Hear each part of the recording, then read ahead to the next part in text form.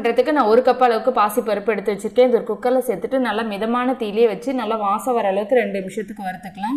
பருப்பு நல்லா வறுபட்டு மணம் வந்ததுக்கப்புறம் தண்ணி ஊற்றி கழுவிட்டு நல்லா 2 டைம் கழுவிட்டு எடுத்து வச்சுருக்கேன். இப்போ இது தண்ணி சேர்த்துக்கலாம். 1 கப் பாசிப்பருப்புக்கு 2 கப் அளவுக்கு தண்ணி சேர்த்துக்கோங்க. குக்கர் மூடி போட்டுட்டு நல்லா ஒரு 3 விசில் வச்சு எடுத்துக்கலாம். பருப்பு வந்து நல்லா குலைவாக வெந்து வரணும். இப்போ வெள்ளத்தை கரைச்சிக்கலாம். நான் 1.5 கப் அளவுக்கு வெள்ளம் எடுத்திருக்கேன். ஒரு 1/2 கப் அளவுக்கு தண்ணி சேர்த்துக்கலாம். சேர்த்துட்டு நல்லா இந்த வெள்ளமெல்லாம் கரைஞ்சி நமக்கு வந்து நல்லா ஒரு கொதி வந்தால் போதும். அந்த அளவுக்கு இதை வந்து நல்லா நம்ம கரைச்சிட்டு எடுத்துக்கலாம். பாருங்க வெள்ளம்லாம் கரைஞ்சி இப்போ நல்லா கொதிக்க ஆரம்பிச்சிருச்சு.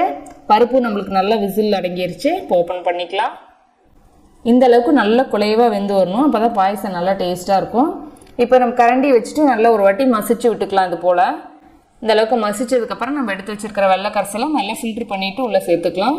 இப்போ இந்த பருப்பும் வெள்ளமும் சேர்ந்து நல்லா ஒரு 5 நிமிஷத்துக்கு நல்லா கொதித்து நல்லா க்ரீமி ஆகி வரணும். ஒரு 5 நிமிஷத்துக்கு வந்து இந்த வெள்ளத்தோடு சேர்ந்து கொதிக்கட்டும். பாருங்கள் இந்த அளவுக்கு நல்லா கொதித்து ஒன்று போல் சேர்ந்து வந்திருக்கு. இந்த ஸ்டேஜில் அடுப்பை நல்லா சிம்மில் வச்சுட்டு நான் 1 கப் அளவுக்கு காய்ச்சின பசும்பால் எடுத்து வச்சுருக்கேன். இது உள்ளே சேர்த்துக்கலாம். கூடவே ஒரு 1/2 டீஸ்பூன் அளவுக்கு ஏலக்காய் தூள் சேர்த்துக்கோங்க. நீங்கள் பசும்பாலுக்கு பதிலாக நல்லா திக்கான தேங்காய் பால் 1 கப் கூட சேர்த்துக்கலாம். ரொம்ப டேஸ்ட்டாக இருக்கும். எல்லாம் ஒன்று சேர்ந்து கலந்து விடுங்க. பால் சேர்த்ததுக்கப்புறம் கொதிக்க வைக்காதீங்க.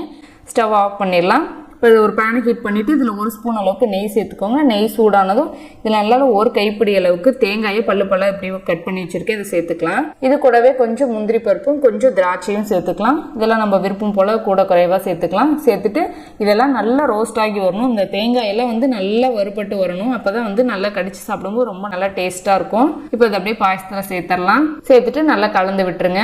அவ்வளோதாங்க, நம்ம சூப்பரான க்ரீமியான பாசிப்பருப்பு பாயசம் ரெடி ஆயிருச்சு.